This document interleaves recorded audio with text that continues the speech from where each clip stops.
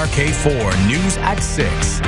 And we're continuing our coverage tonight of Tropical Storm Gordon as it makes its way to landfall on the Gulf Coast. It is moving. It is not going to be stopping. And let's head out to NBC's Jay Gray. He's been in the middle of it all afternoon in Gulfport, Mississippi. Things were sunny earlier. You wouldn't know a tropical storm was coming, but now how are conditions, Jay?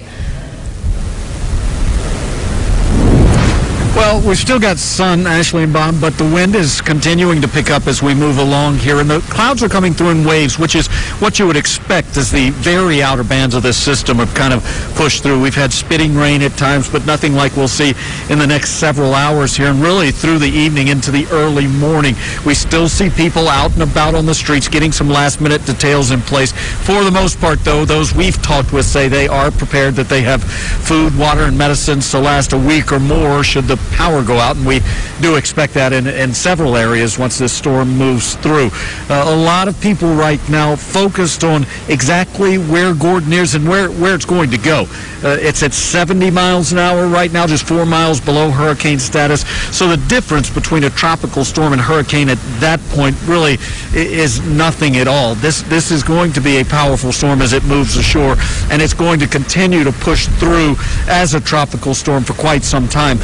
The biggest issue with this system likely will be the water. The rain is going to be very intense, very severe in some areas. And then there is a lot of worry about the storm surge here. They say it could be between 2 and 6 feet. That would put this water in places it's not supposed to be, overflowing the beachfront roadway here and really causing some dramatic problems. So, Bob, Ashley, the situation right now in Gulfport, which is kind of the center of the strike zone if the track stays the way it is right now, is one where they're cautious, they're watching and waiting to see what comes next. We're not that far away. And Jay, you know, these storms are not surprises. We certainly know that, but looking over your shoulder, I can see a lot of people out on the roads back there. We know this thing is on its way. Are folks heeding the concerns, paying attention? Are they out getting supplies so they can get off the road, everybody can get to relative safety? Yeah, I think for the most part they have, and when you talk about the people that are out here, a lot of them have come, they say, just to get a quick picture of the white caps, the beach before the storm comes through. So they're here, they're in, and they're out. But yeah, for the most part, people here do seem prepared, do seem to be taking this seriously, and again, are just anxious to see exactly what the storm is going to do. All right, Jay Gray reporting for us now in Gulfport, Mississippi as the storm approaches. Jay, always great talking to you. Unfortunately, you're usually in a less comfortable position than we are, so certainly stay safe.